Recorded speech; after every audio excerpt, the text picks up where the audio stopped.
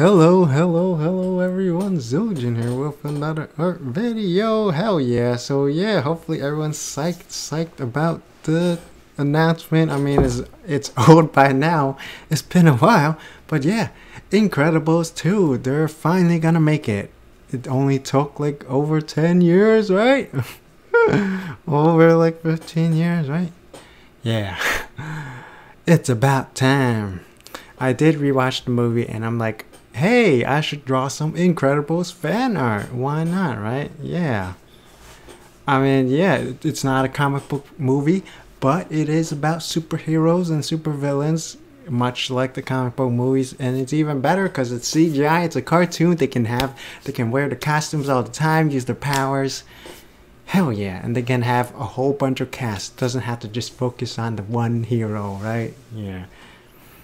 Yep. Awesome. So here's Mr. Incredible, at least the very first original edition, the first version of him. Yeah, obviously he's a lot bigger in the movie, and possibly I drew the hair all wrong, but yeah, this is the best of my ability, drawn ability, so I tried my best to make him look like Mr. Incredible, at least, like I said, to the best of my ability. So yeah, his earlier costume is black and blue, and there's a red dot, and it has the eye. So yeah, it's kind of neat. You know, the Incredibles, they all took his like logo-ish. I mean, yeah. So he got a whole family of superheroes, but yeah. So Mr. Incredible, he has like typical like Superman type powers. Wait, he can't fly, right? No. But he's super duper strong, you know. Wait, he doesn't have any Superman powers. He's just super strong and super invincible. Super indestructible. He can't fly, he can't shoot laser beams or anything, but still, yeah. So maybe he's more like Hulk. But yeah. I mean, somewhere between Hulk and Superman, he doesn't turn into a monster or anything. Not that Hulk is a monster. I mean, yeah, whatever. Yeah, but you know, Mr. Incredible, super ultra strong, like Juggernaut without the magic gems and etc. Yeah. They don't explain in the movies if they're like mutants or metahumans or whatever. Like, yeah, those are usually the thing in the comic books. Like the mutants, they're born with like a mutant gene, born with the X gene, and then there's the metahumans. Most of the metahumans are actually like, they're not born that way, I think. Yeah, I think in Marvel, if anyone's born with powers, they're a mutant. In DC, if anyone's born with a power, they're metahuman. And then there's like, you know, genetically altercations and clones and robotic enhancements and stuff like that, alien enhancements. Yeah. Yeah. I think, yeah, DC, you can be born with metahuman powers. You're not a, or is it all altered? Like Flash, he was hit by a bolt of lightning, but that's kind of weird. Most people just die when they get hit by a bolt of lightning. But yeah, like Marvel is usually like, you know, a lot of them is like radiation. Fantastic Four, cosmic radiation from the sun rays and stuff like that. Dr. Banner, what? Bruce Banner. Well, I think he was a doctor, but yeah. I mean, he was a scientist, but I think his official title was Dr. Banner, maybe. Oh, yeah. I was trying to say Dr. Doom. He was affected by cosmic radiation in the Fantastic Four movie, but no, it's not. I mean, this movie is kind of like, there's some passing resemblance to the Fantastic Four. Like, you know, it's a family of superheroes. Yeah. And what the hell was I talking about? Something about superpowers. Oh, cosmic radiation. And like radiation, like Spider-Man got bit by a radioactive Spider-Man. Spider-Man did not get bit by a radioactive Spider-Man. I'm sure there's probably a version of Spider-Man that was like, got bit by a radioactive Spider-Man from an alternate universe, and that's how it became Spider-Man. I'm sure that's probably a thing. Comic books are crazy, but yeah, like Marvel, there's a lot of like cosmic radiation, like lots of altering sources, like stuff like that, or magic items, technology and stuff like that. So in this movie, it doesn't really explain how they get their powers, if they're born this way, or yeah, or pollution or something like that. I mean, they're probably just born this way, right? I mean, yeah, definitely. they don't specifically say it, but the kids, Jack, Violet, and Dash, all three of them, I was going to say both of them, but there are three of them, all three of them, they're born from two superheroes, and they all get superpowers. So it's definitely genetics, definitely born with it. So I guess if it was a Marvel universe, they'd definitely be mutants. Yeah. Even though that's kind of not how genetics work. Like, I mean, like, if you pass on a gene, like how I mean, like, mutant is just the X gene, just you have random power, I guess. But that's kind of weird. Like shouldn't you have the same power as your parents? Like, most of the time they don't have that. Like Magneto and Lorna, Polaris, they both have control over electromagnetic sphere or whatever. But then Quicksilver and Scarlet Witch were now debunked, not his children, but at the time, at one point, they're revealed as his children. Quicksilver super fast, kind of like Dash. Scarlet Witch does magic, altering reality. None of those are related to the electromagnetism. So that's weird. Although I guess it makes sense now to retcon. They're not his children, but Polaris is still his child, and she has magnetic powers just like him. Yeah. So yeah, in this case, why don't they... So his power is kind of like the Thing, even though I said earlier like Superman and Superman and Hulk. Really, super strength is really a generic power, and almost every single superhero has it. And why am I rambling about all this? But yeah, anyway, so he has super strength, and yeah, I'll go through the other heroes. So here's Elastigirl, who is also her name is Helen Parr. Yeah. So yeah, in her early days, also had a different costume.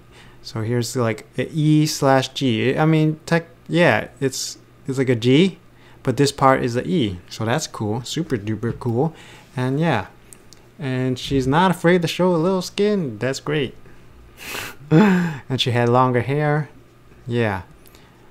Elastigirl, she has super stretchy powers, and she can like transform her body. I mean, yeah, she turned into a parachute and she turned into a boat. Yeah, I think that counts. I know Plastic Man, he does stuff like that, transform his body into stuff. I don't know if Elongated Man does that as well, or Mr. Fantastic, but I know that all three of those heroes and her can do stretching. So there's stretching, and then there's the transforming in their bodies. I don't know if that's the same ability or not. Probably is the same ability. Yeah. Yeah, so she can stretch and form shapes with her body. So that's super cool. And she's, yeah, kind of highly durable. Yeah. Yeah, she took like a missile blast or something in the movie. Like, yeah, from the airplane was exploding and she managed to survive. Yeah. And, yeah, anyway, she has super duper, yeah. And here's Frozone. His name is Lucius Best. He was voiced by Samuel L. Jackson, and he has mustache and goatee, kind of like Nick Fury from Avengers. I wonder if that's just coincidence or not, or maybe he probably does have, you know, the mustache and goatee and normally, and then they just put that into his look for the character. You know, it's not based on him. I mean, it's just a random superhero. He has ice powers. Hell yeah. So kind of like Iceman. Although his visor kind of looks more like Cyclops from, you know, the X-Men. But his powers is more like Iceman. He can, you know, freeze stuff.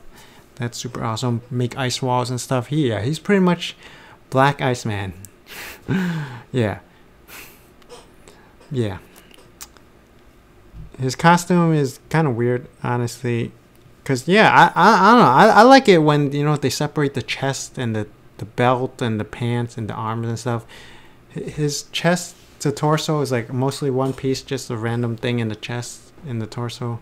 I mean, yeah, I mean, like, there's no like, from the waist and above, there's no line separating it. I don't know, that's just me.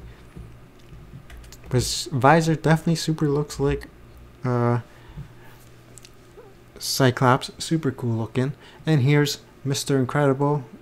Did I mention his name earlier? Robert Parr, also nicknamed Bob. Yeah, so here's the brand new costume that he got later on when he got that job as a superhero. I mean, was he supposed to be a superhero? I'm not entirely sure what that job was supposed to be. All I know is he went to the island and defeated the Omni droid, and then they just kept on paying him. And like, where was he going? What is he being paid to do? Like, why is like he's getting all his money to buy fancy suits and stuff like that? Like, where was he going every day? They never elaborated on that. I guess we're just supposed to imagine. Like, did they have like a corporate office somewhere? Like, evil corporation. I mean, he wasn't going back to the insurance company, so I don't know what happened. But yeah, the design. I mean, yeah, the design is basically the same as his first costume, just different colors. Yeah, just different colors and a different logo. But everything else is like around the same thing. And here's Elastigirl in her newer costume, and she did cut off her hair, a lot shorter hair. And yeah, swap the colors to match the. I mean, she didn't change it. It was the Edna, the superhero fashion designer. Yeah, she changed the designs, but yeah, so it's a little bit different, you know. Before it was like slanted, and then over the legs was flat, and like, yeah. So the shape of the arms and legs kind of switched around, and yeah, obviously the logo and then the color of everything. Yeah. See, she's super stretchy, and she got a big butt in the movie. And here's Violet Parr. She doesn't have a code name. Maybe she'll have a code name in the sequel. But yeah, she has powers similar to Invisible Woman or Sue Storm in Fantastic Four. She can create an invisible force. Wait, is the force? No, she can create force field, and she can turn invisible. But I don't think she can turn everyone inside the bubble invisible. I think it's just herself. I think so. Yeah, and she couldn't do her clothes, but this uniform can turn invisible with her. And also, like, how did the Edna like create those costumes to like have the same powers as them? How do you imbue a piece of fabric with like freaking mutant powers? I don't understand that. How do you imbue fabric with mutant powers? She should not be a fashion designer. She should be a freaking like military head of a military defense force, like manufacturing uniforms that give you superpowers or something. Like, she can create outfits that turn invisible. Hello, spies could use that clothes. Yeah, I mean, yeah, I guess like not all of them had superpowers, but at the very least, the clothes turn invisible. Yeah, so definitely that could have been, at least that outfit could have been sold to military tech. Maybe the stretchy outfit, you can't really do much without a stretchy person. I mean, yeah. I mean, she can turn clothes into like super-powered clothes. Maybe she could do the same with people. Maybe they can copy her research or modify her research to apply from fabric to clothes, maybe, or other objects.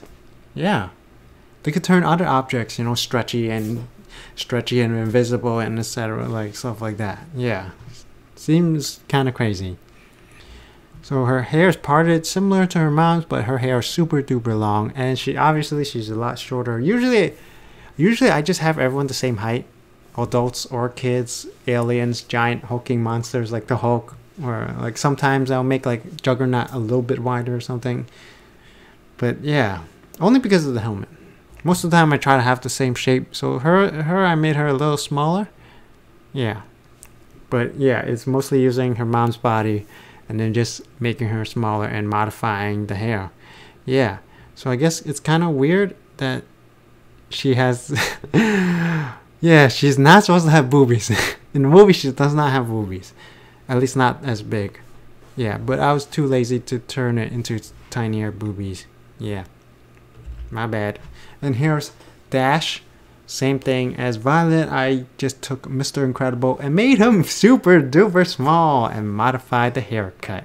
and the mask. I don't know why the kids' mask are like look a little bit different from the adults' mask, but yeah, here's Dash Parr. He has super speed, running super ultra fast like Quicksilver and the Flash, and a gazillion other characters. I mean, like, yeah, a lot of characters can move super fast, but not as ultra super duper fast as the Flash. Well, at least Superman can run super fast. Yeah, there was a like race Superman versus Flash in the cartoons. Yeah, I'm sure there's other people with super speed. Is it just Kryptonians? Can't be. I'm pretty sure there's other people.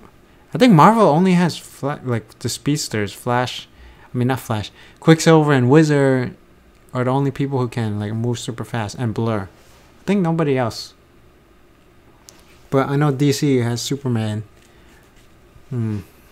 Maybe I was wrong. Maybe it's just Superman, Kryptonians that are the exception. Superman, Supergirl. Yeah.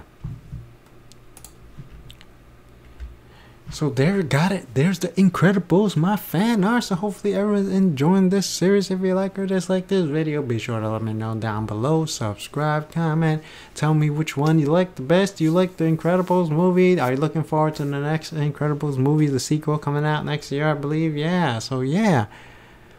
Trying out different franchises, even if it's still superheroes and costumes and stuff. Okay, so yeah, as always, thank you for watching. Until next time, bye bye.